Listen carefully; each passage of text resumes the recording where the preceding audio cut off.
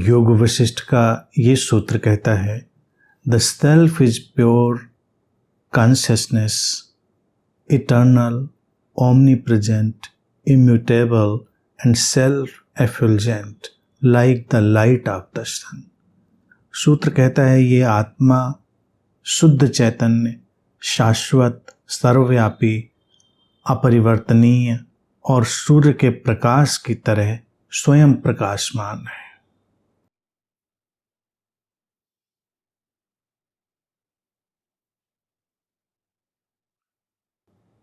शाश्वत, सर्वव्यापी और सूर्य के प्रकाश की तरह प्रकाशवान, स्वयं प्रकाशवान।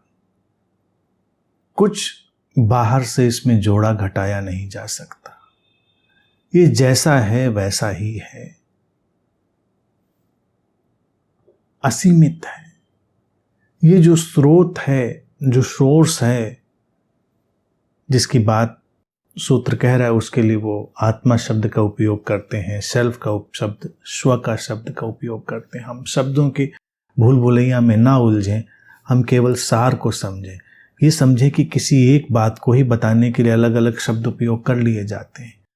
तो सूत्र कहता है कि ये शाश्वत है, सर्वव्यापी है, ये हर तरफ व्याप्त है, ये कहीं एक जगह ठहरा हुआ नहीं है, ये कहीं एक जगह विद्यमान नहीं है, और इसीलिए पूरे जीवन का संचालन करने वाला है। पूरे जीवन में जो कुछ भी हो रहा है उसके भीतर भी, उसके बाहर भी वही है, वो स्रोत ही है, वो आत्म ही है, स्वयं प्रकाशवान है। जैसे सूर्य स्वयं प्रकाशवान है, उसके भीतर ही प्रकाश की प्रक्रिया पैदा होती है और प्रकाशित होता है। चंद्रमा सूर्य से प्रकाशित है और सूर्य स्वयं प्रकाशमान है। तो जो चैतन्य है वो स्वयं प्रकाशित है, उसे कहीं बाहर से प्रकाश लेना नहीं पड़ता। इसीलिए जब हम अपने भीतर के चैतन्य से जुड़ते हैं तो हमको भी स्वयं प्रकाशित होने का अनुभव होता है। इसीलिए साधक जब उस स्रोत के संपर्क में आता है तो चौंकता है कि ज्ञान तो मेरे भीतर ही है। जो कुछ भी इस अस्तित्व में जाना गया है, जो जाना जाएगा, जो जाना जा रहा है, वो सब कुछ तो अपने भीतर से ही उभर उभर कर सतह पर आ जाता है। उस स्थिति में साधक देखता है कि पुस्तकें हों, प्रवचन हों, सब उपयोगी हैं, क्योंकि वो सब इशारा करते हैं, वो कुछ सहायता करते हैं, लेकिन ज्ञान उनमें नहीं है। वो तो एक बाहर से फैब्रिकेटेड सी चीज होती है, बाहर से आरोपित की हुई, जिसका पता भी चलता है हमको कि हाँ, लेकिन वो ज्ञान नहीं होता। वो स्वयं प्रकाशित होने का अनुभव नहीं होता। स्वयं प्रकाशित होने में हमको समझ में सारी बात स्वतः ही आने लगती। ये मैजिकल है, जादुई है, लेकिन ऐसा ही होता है। मेरी टीन एज में, किशोरावस्था में यही प्रश्न मेरे सामने पैदा हुआ। मैंने कोई भी पुस्तक उठाई, चाहे वो भगवद गीता हो, ताओ हो, या कोई भी पुस्तक हो जो महान पुस्तकें हैं, तो पढ़ते पढ़ते मैं उनको रुक गया। पढ़ा मैंने हालांकि सब कुछ, बहुत पढ़ा, जितना मनुष्य पढ़ सकता है, तो लेकिन एक प्रश्न मेरे भीतर बिजली की तरह कौंधता था, और उस प्रश्न ने मेरा पीछा किया और उस प्रश्न से ही कुछ समाधान घटा। मैंने कहा, ये अगर भगवद गीता है, इसमें श्री कृष्ण ये बात कह रहे हैं, तो वो किससे जानकर कह रहे हैं? वो तो स्वयं जानकर कह रहे हैं। या ये ताओ है, ये किससे जानकर कह रहा है? अच्छा, अगर मान लो उन्होंने उस अपने गुरु से जानकर कही थी, तो गुरु ने किससे जानकर कही थी? अंतिम स्रोत क्या है? और फिर अगर उन्होंने जानकर नहीं कही थी, तो प्रश्न मेरा था कि जो वो जान सकते हैं वो मैं क्यों नहीं जान रहा हूं?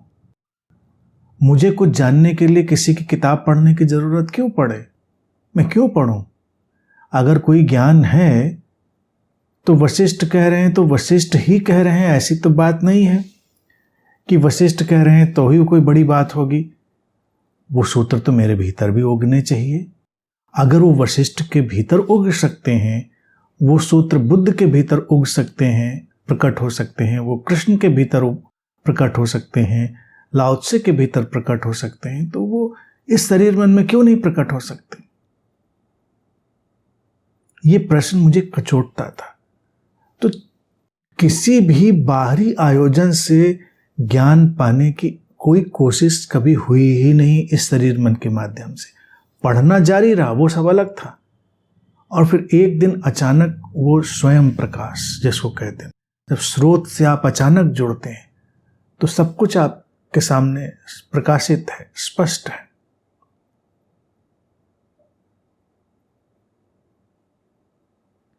अब वो वशिष्ठ हो, कृष्ण हो, बुद्ध हो, लाओ त्से हो, इससे कोई अंतर नहीं पड़ता। अब इन सूत्रों को भी देखिए, जब ले रहे हैं तो क्या है, अभी के अभी हम उठा रहे हैं इनको। मुझे नहीं पता है उन्होंने क्या आगे कहा है, क्या पीछे कहा है। इतनी मेहनत पढ़ने की भी नहीं करते हैं कि इनको पहले पढ़ें और फिर बोलने के लिए वो कुछ करें। जो सामने है बस अभी पढ़ते हैं, और मैं समझता हूं जो वशिष्ठ कहना चाह रहे होते हैं वही इधर से भी कहा जाता है। तो स्वयं प्रकाशित होने की स्थिति ही चैतन्य की है। अचानक फूटते हैं, काव्य फूटता है, ऐसा साहित्य फूटता है लोगों के भीतर से जब जिसमें वही प्रज्ञा, वही सब कुछ होता है। काव्य भी दो तरह से लोगों के भीतर फूटता है कि पुराने काव्य को पढ़कर वो कुछ नया रचने की कोशिश करते हैं, तो उसमें साहित्यिक सारे सौष्ठव हो सकते हैं, श्रृंगार हो सकते हैं। लेकिन अगर काव्य पढ़कर भी हम ठिठक जाएं और हमको उसमें सारे शाश्वत ज्ञान के रंग दिखाई देने लगे, तो वो काव्य भी उसी स्रोत से आ रहा होता है। अगर भगवत गीता को भी देखें तो परमात्मा का गीत ही तो उसको हमने कहा है, गीत है, वो प्रकट हो गया। तो स्रोत से जब चीजें प्रकट होती हैं तो स्वयं प्रकाशित होती हैं, वो किसी से प्रकाश उधार नहीं लेती, कोई आवश्यकता ही नहीं, अपनी आंख बन गई। तो जब हम किसी गुरु से भी वस्तुतः जुड़ते हैं तो गुरु से जुड़ने में भी दो ही बातें होती हैं, इसका हमेशा ध्यान रखें। जो पहले वाले सूत्र का फार्मूला था उसको यहां पर अगर पेस्ट करेंगे तो सारी बात बड़ी क्लियर हो जाएगी। गुरु दो चीजों को कैरी करता है, पर्सन को भी, प्रेजेंस को भी। गुरु के साथ भी आप दो चीजों से जुड़ सकते हैं, उसके पर्सन से, पर्सोना से, उसकी पर्सनैलिटी से, और गुरु की प्रेजेंस से, उसकी उपस्थिति से। गुरु के व्यक्तित्व से जुड़ेंगे, उसके व्यक्ति से जुड़ेंगे तो उसके शब्द भी उसका व्यक्तित्व ही हैं, तो उसके शब्द तो हमारे जीवन में आ जाएंगे, लेकिन वो स्वयं प्रकाशित नहीं करेंगे, इसीलिए हमको बार बार शब्द चाहिए होंगे। और अगर हम गुरु की उपस्थिति से जुड़ जाएंगे, वो उपस्थिति जो चैतन्य का ही एक मैनिफेस्टेशन है, जो शाश्वत है, जो इटर्नल है, तब हम उसी तरह से प्रकाशित हो जाएंगे जैसे गुरु प्रकाशित है। कभी कभी सुनते सुनते सीकर को ऐसी ट्यूनिंग आती है कि उसको लगता है हम एक हो गए, जो उधर से कहा जा रहा है वो इधर भी वैसे ही उभर रहा है। उसने सीखा नहीं है, उसने कहीं से किसी चीज को पकड़ा नहीं, लेकिन बस वो एक लय बन गई है। उपस्थिति से उपस्थिति तक जब हम जुड़ते हैं तो उसी शाश्वत, सर्वव्यापी, अपरिवर्तनीय स्रोत से जुड़ जाते हैं और वो स्वयं प्रकाशित है। अब स्वयं प्रकाशित होने के अंतहीन आयाम हो सकते हैं। जैसे सूरज स्वयं प्रकाशित है, तो ऐसा नहीं कि वो प्रकाश स्टिल हो गया है, निरंतर वहां पर विस्फोट चल रहे हैं, निरंतर एक नृत्य चल रहा है उसके भीतर, और निरंतर नई नई जो प्रकाश की स्थितियां हैं वो बनती जा रही हैं। वो प्रकाश प्रतिक्षण नया है। तो स्वयं प्रकाशित स्थितियां भी प्रतिक्षण नई होती हैं। अगर हम पीछे जाएं तो ऋषि वशिष्ठ के समय स्वयं प्रकाशित होने की जो स्थितियां होंगी, और जब बुद्ध के समय आएंगे तो स्थितियां बहुत बदल चुकी होंगी, और जब हम आ जाएंगे तो वो बहुत बदल चुकी होंगी। लेकिन इस मूल रूप एक ही होगा, अभिव्यक्तियों के उनके व्यवहारिक प्रयोजन के, उनके बहुत सारे ढांचों के जो सारे रंग रूप होंगे वो बहुत बदल चुके होंगे। क्योंकि जैसे सूरज प्रतिपल नया हो रहा है, ऐसे ही ये जो स्वयं प्रकाशित होने की स्थिति है, जो ज्ञान की स्थिति है, वो भी प्रतिपल नई हो रही है। अब होता क्या है, जब लोग पर्सन से जुड़कर, पर्सनैलिटी से, व्यक्ति से जुड़कर चलते हैं तो संप्रदाय बनाते हैं, तो किताबों से अटकते हैं, तो फिर यही बातें चलती, उस किताब ने क्या कहा था, मेरे गुरु ने क्या कहा था, तो फिर वो वही दोहराते हैं। ये स्वयं प्रकाशित होना नहीं हुआ।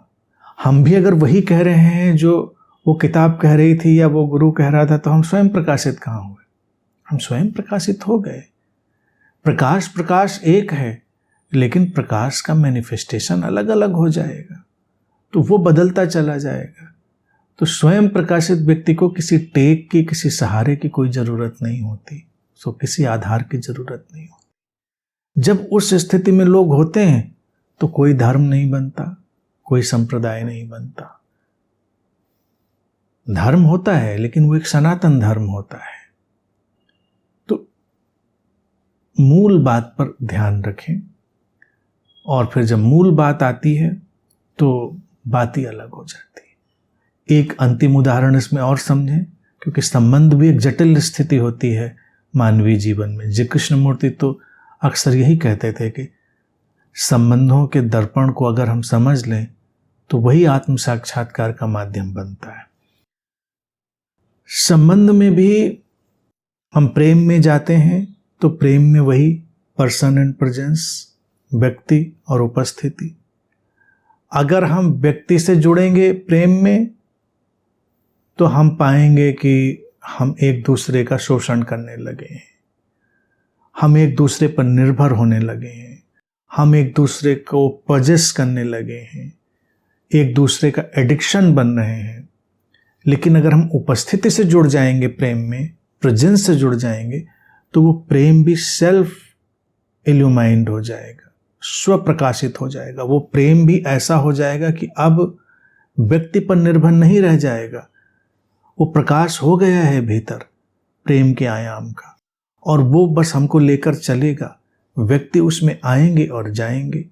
व्यक्ति हो सकता है, व्यक्तित्व हो सकते हैं, लेकिन प्रेम भी स्वयं प्रकाशित होता है और पर प्रकाशित भी होता है। शांति भी स्वयं प्रकाशित होती है और पर प्रकाशित होती है। दोनों चीजें ध्यान रखिए। जब शांति भी स्वयं प्रकाशित है तो वो शाश्वत हो गई, अक्षय हो गई। पर प्रकाशित शांति कैसे होती है? किसी परिस्थिति के कारण, किसी वजह के कारण। मान लो पर्याप्त धन हो गया किसी के पास, पर्याप्त सारी व्यवस्था हो गई, जो कुछ वो चाहता था अपने जीवन में, आराम, लग्जरी, सब कुछ पर्याप्त हो गया, तो एक स्तर पर वो शांत अनुभव करेगा। लेकिन ये शांति पर प्रकाशित शांति है, परिस्थिति पर खड़ी है। वो सारी स्थितियां चली जाएंगी, वो धन चला जाएगा, वो सारे व्यवस्था के आयोजन चले जाएंगे, तो फिर से शांति गायब हो जाएगी। तो इसी तरह से होते हैं बहुत सारे लोग, जब उनके पास संसाधन है, धन है, तो बिल्कुल शांत हैं, चेहरे से भी वो वैसे ही दिखते हैं, बिल्कुल शांत। लेकिन जैसे उनकी परिस्थितियां हट जाती हैं, वो बिल्कुल बावले हो जाते हैं, विक्षिप्त हो जाते हैं, सारी शांति चली जाती है। हम संत उसी को कहते हैं जिसकी शांति किसी परिस्थिति पर नहीं खड़ी है, वो है शांत, स्वयं प्रकाशित है। हम संत उसी को कहते हैं जिसका प्रेम किसी व्यक्ति घटना पर नहीं खड़ा, वो स्वयं प्रकाशित है, जिसकी प्रसन्नता स्वयं प्रकाशित है, जिसकी समस्वरता स्वयं प्रकाशित है। तो ये स्वयं प्रकाशित होना बहुत महत्वपूर्ण बिंदु है। उस ढंग से चलेंगे तो जीवन सुंदर से सुंदरतम होता चला जाएगा।